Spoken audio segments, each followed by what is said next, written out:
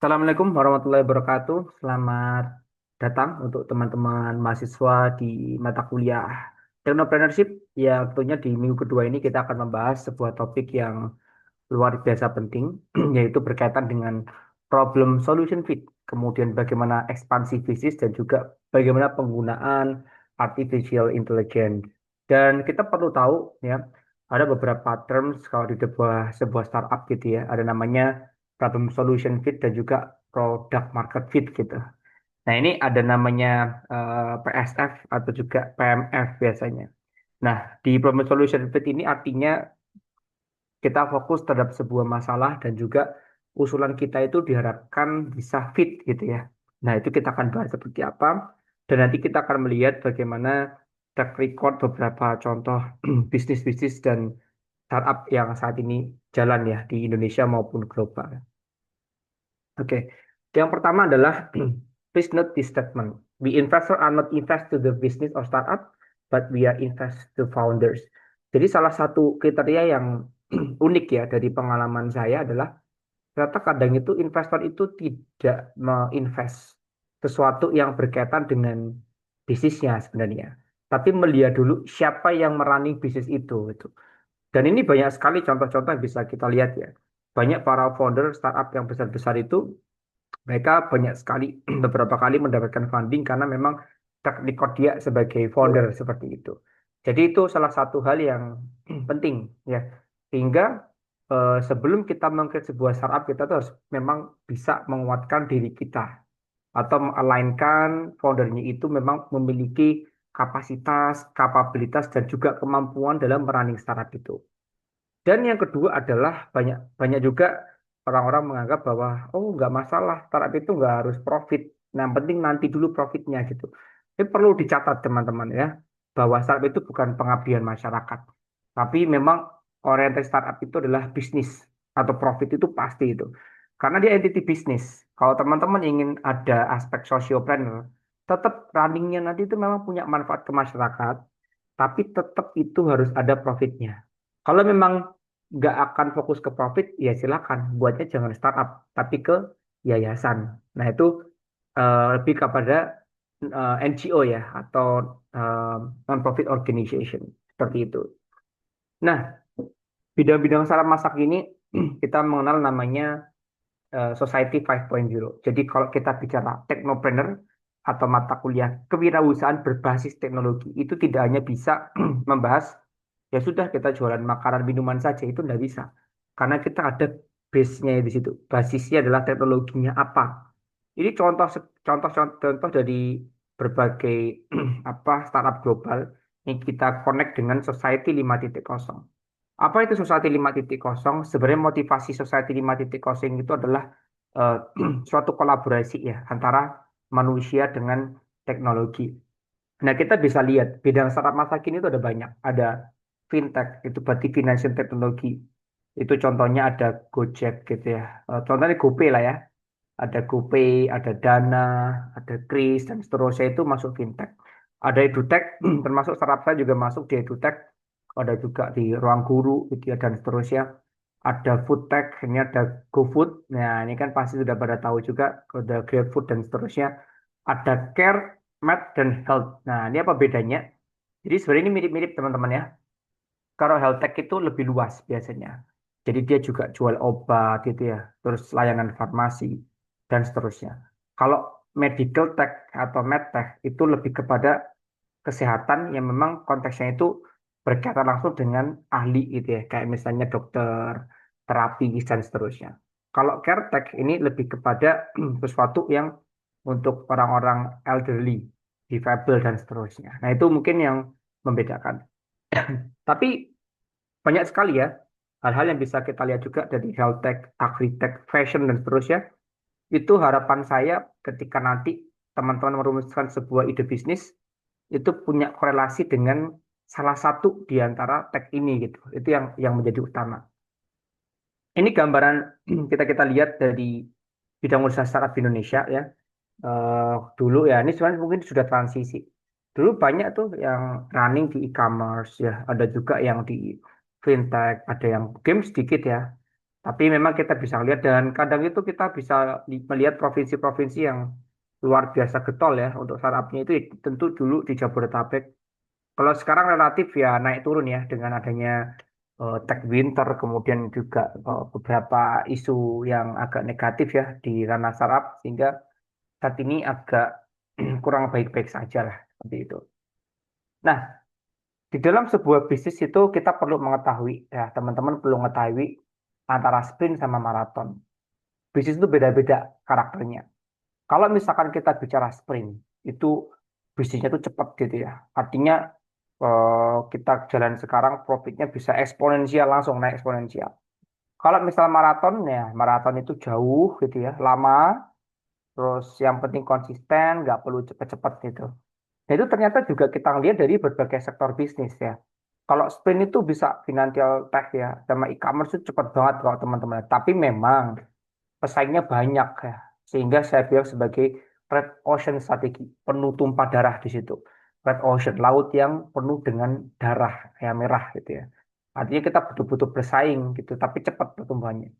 Sedangkan kalau kita lihat ya edutech, sociopreneur atau proyek sosial itu masuk ke dalam maraton. Nah, ini maksudnya adalah dia itu marketnya itu niche, kecil, spesifik gitu ya, tapi khas, teman-teman. Bisa jadi dia tidak punya pesaing karena saking khasnya dia ini gitu. Ya, salah satu di startup saya di SCI juga sama. Kita termasuk yang niche market karena kita merucutkan kepada pelayanan edukasi riset untuk pelajar gitu ya. Kalau orang lain kan mungkin ke olimpiade yang besar ya, atau mungkin ke pembelajaran seperti ruang guru. Nah, kami niche market, tapi disitulah kita bisa sangat kompeten di bidang itu. Dan itu masuk ke blue ocean. Nah, masih artinya adalah lautnya masih biru, nggak ada tumpah darah ada di sana. Tapi profitnya itu lama. Ya profit bisa, tapi tidak bisa langsung tiba-tiba scale up, naik itu signifikan.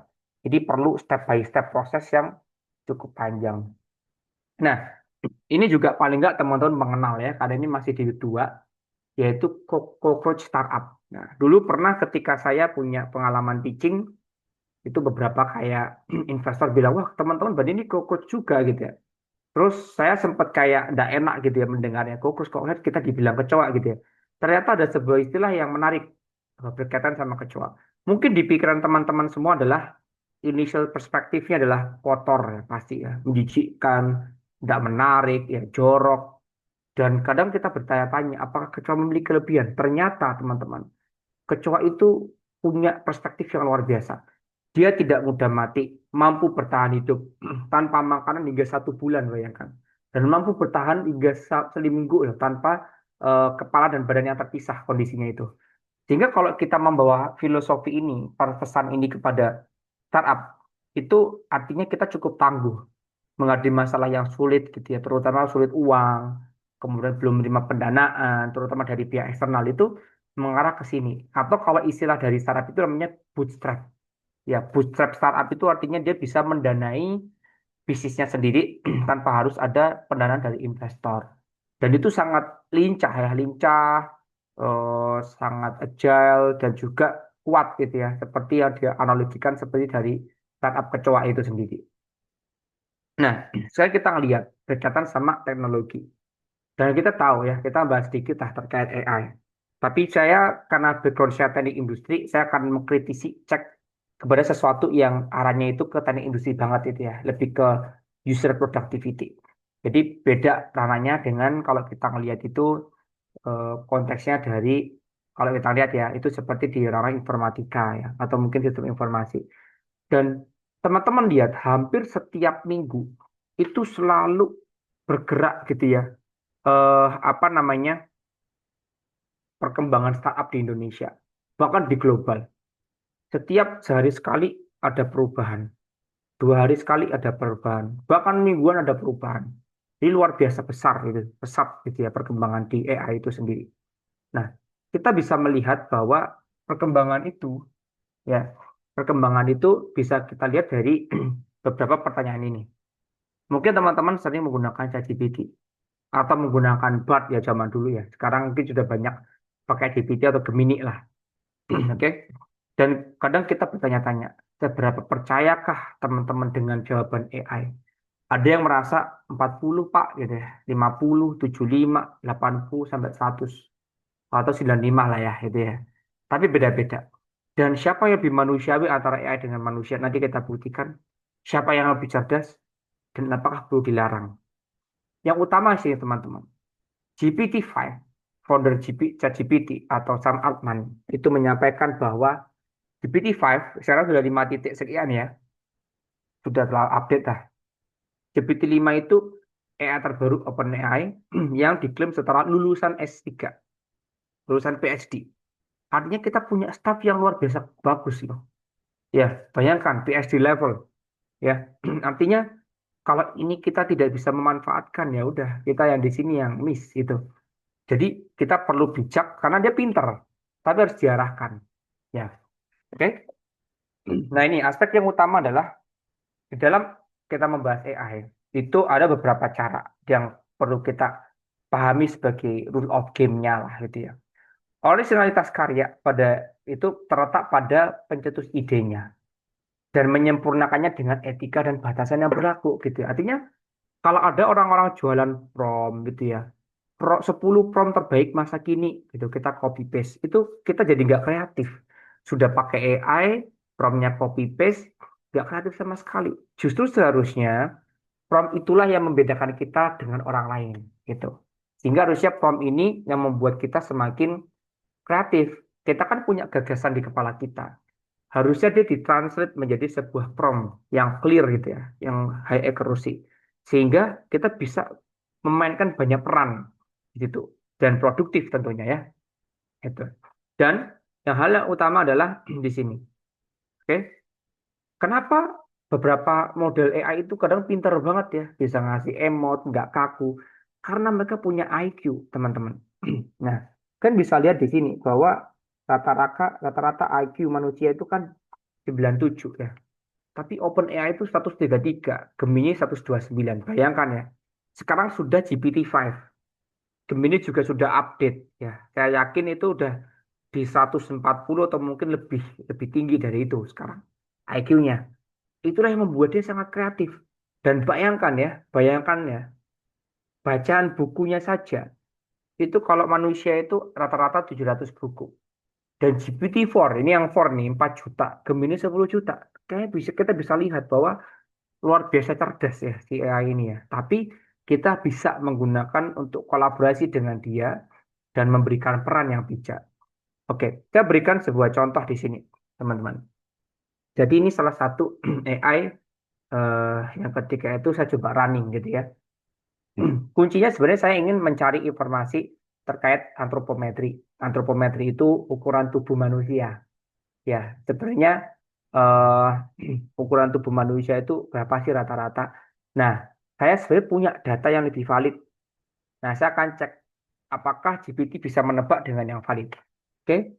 Ya kalau kayak gini bisa aja. Jadi kita ini belum ngeprom nih namanya. Kita hanya search engine aja tuh minta mengeluarkan informasi. Kalau teman-teman masih seperti itu, maka penggunaan AI kalian masih belum lengkap. Ya, prom itu ada caranya. Nanti saya beri informasi.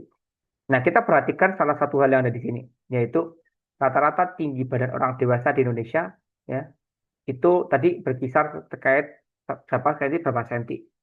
Nah, pas saya cek di sini, rata-rata itu di 152,58. Artinya, angka yang diberikan ChatGPT itu tadi ada perbedaan sekitar 3 senti. Jadi, seolah-olah itu kayak tidak sama gitu ya. Atau enggak, Pak, kurang valid lah kalau saya bilang. Kalau saya diminta, saya lebih percaya dengan Anthropic Indonesia karena dia real data populasi. Nah, saya bilang di sini nggak spesifik informasinya gitu kan. Seharusnya dia ngikutin informasi di Anthropic Indonesia.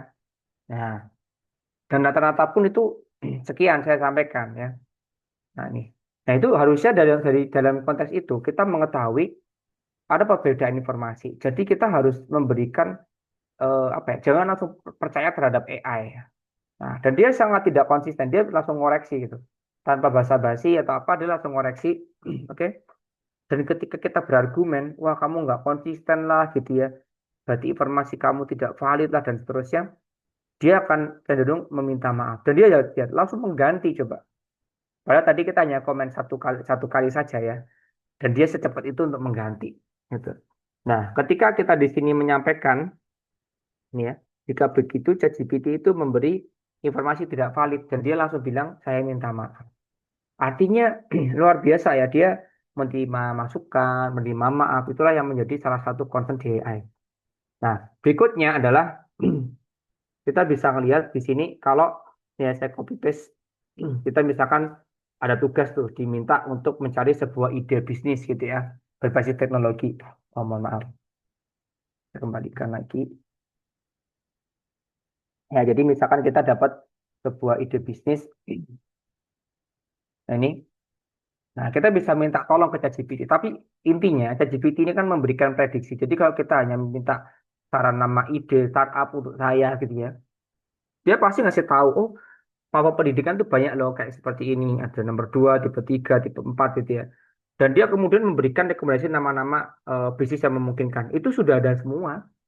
Nama saya sudah ada semua. Artinya dia tidak unik gitu teman-teman. Nah ini kan kita harus meng-guide dia sebagai agar benar gitu ya. Nah saya pun juga sempat nanya gitu ya, iseng-iseng nanya, apa kamu mengenal Ezai atau Sasaran Indonesia? Wah luar biasa. Dan ternyata, wah saya seneng tuh karena dia tahu terkait dengan startup yang saya buat. Terus saya iseng lagi gitu kan, saya tanya, ya siapa foundernya gitu. Nah, saya pengen ngecek sedetail mana dan dia seberapa jauh eh, apa mengetahui informasi itu. Dan ternyata salah, itu Bagus Soleh Kurniawan itu siapa gitu itu sama sekali salah gitu. Jadi kadang mereka tuh tahu hanya kulit-kulitnya saja, nggak bisa sampai di bangetnya. Oke, itu utamanya. Nah, sekarang saya sampaikan juga buat teman-teman prompt engineering. Ini teknik jasa dan prompt engineering layaknya profesional dengan akurasi yang tinggi. Jadi Presiden OpenAI itu memberikan kisi-kisi kepada kita. Ini yang membuat loh, membuat ChatGPT gitu ya. Bahwa ada caranya, kan bisa pakai ke Gemini juga sebenarnya. Saya pernah nyoba juga. Jadi pastikan itu kalau kita nge-prompt itu lengkap di awal. Dan itu ada 4 hal ini minimal. Yaitu tujuannya apa. Oh saya mau membuat proposal penelitian terkait topik bisnis dan startup. Return format. Formatnya apa? Terdiri dari 3 bab. Bab 1 pendahuluan, bab 2 tunjangan pustaka, bab 3 metode. Warningnya apa? Tolong carikan informasi referensi kepada saya dari paper atau jurnal dan proceeding yang memang itu valid dan berikan linknya. Karena kan teman-teman pasti saya yakin mengalami ketika searching informasi ternyata dia ketika diklik itu dummy, nggak ada isinya. Karena kalian tidak pernah membatasi itu, memberi warning. Jadi itu fungsinya. Dan jelaskan konteksnya.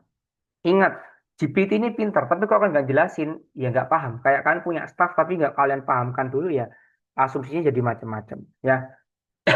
Nah, kemudian saya menemukan sebuah tambahan prompt yang ternyata luar biasa. Komponen promptnya adalah ini. Saya sebut sebagai golden tips. Ini nggak sengaja nih. Karena kalau kita ngajar itu kan terakhir pasti bilang, ada yang ditanyakan nggak itu, ada yang belum jelas nggak, sama. Saya terapkan itu ke ChatGPT dan ternyata dengan contoh per menit berdasarkan informasi tersebut apakah ada yang ingin ditanyakan atau dikonfirmasi gitu kan ternyata dia menjawab dan seterusnya. Nah nanti dia akan menanyakan apapun yang kita nggak tahu sehingga ketika pertanyaan itu muncul kita bisa menjawab dengan baik. Nah ini contohnya di sini kalau kita punya di kasus ini komponennya tujuannya ada di sini ya contohnya. Dan di format ini nggak cuman kayak format penulisan, bisa format hari, durasi, mau seperti apa, program kegiatan bisa semua. Warningnya, konteksnya, dan golden tipsnya. Dah, kita memang panjang di awal, tapi nanti dengan informasi itu dia akan semakin detail dan semakin jelas kita cek lagi. Bahkan kadang saya perlu waktu 30 sampai 40 menit, bahkan sampai 1 jam untuk mencerdaskan ChatGPT. Nah, bayangkan, itu utamanya. Ya. Nah, di aspek teknologi selain AI ternyata banyak ya. Ini saya sengaja ambil tahun 2020 dan ternyata sejak 2020 sampai sekarang banyak yang relevan ya. Sudah mulai rilis di printing, 5G, AI, AR, AGV, digital twin. Dan teman-teman boleh sekali untuk mengkombinasikan nanti ide-ide bisnis teman kalian, teman-teman semuanya ketika di entrepreneur ini dengan teknologi-teknologi yang 17 yang ada di sini gitu ya. Misalkan bisnis buat VR, terus mungkin buat drone. Karena kan kalau ada teknologi itu minimal ya aplikasi website gitu ya. Tapi boleh dengan hal-hal sebagai berikut. Nah, aspek yang terakhir adalah manusia. Ya. Manusia itu juga berubah ya. Dan saya pernah mendapatkan sebuah materi dari ketika saya inkubasi di Nasdaq Telkomsel di startupnya terbesar di Indonesia untuk The Impact Incubator. Mereka menyampaikan bahwa ada digital skill factors of future workforce. Jadi ternyata digital factor itu penting, ada 5 yang paling utama. Dimulai dari attitude, ya attitude itu selalu masuk ya. Karena tanpa attitude kita kehilangan arahan itu. Kemudian kompetensi digital, oke? Praktikalnya, cara makainya. Kognitif itu pikiran kita, intuisi, cara inovasinya kita, creative thinkingnya kita gitu ya, atau critical thinkingnya kita. Dan digital knowledge ini lebih kepada theoretical dan pemahamannya situ. Dan ternyata punya karakter. Nah, nanti di kalian harus bisa nih ketika entrepreneur harus bisa memahami kalian tuh di ranah mana. Hustler, handler, hipster atau hacker. Jadi hustler ini tuh business lead. Biasanya kayak CEO ya. COO, Chief Operating Officer, Chief Executive Officer itu bisa masuk ke hustler. Handler itu biasanya dia yang CEO juga bisa, Chief Operating Officer juga bisa sebagai handler di sini. Kemudian ada hacker, pasti ya, CTO, Chief Technology Officer. Dan hipster ini biasanya banyak, ada Chief Marketing Officer, ada Chief Branding Officer, dan seterusnya. Tapi bisa juga loh ya, walaupun dia sebagai software developer atau hacker, tapi dia jadi hustler juga. Bisa juga. Ada beberapa founder startup yang memang dia kuat sebagai CTO, tapi dia malah jadi CEO. Itu banyak juga ya. Jadi harapannya kan akan punya karakter ini. Kalau di startup itu harus bisa membuat klasternya. Ada level C-nya apa, karakternya atau goal-goalnya kita ini sebagai apa ya. Kita ini siapa sih itu? Itu bisa melihat ini. Nah, kadang kita juga perlu melihat adanya operator 4.0 ini kan penting ya. Sekarang di zaman yang luar biasa volatile, fleksibel sekali gitu ya.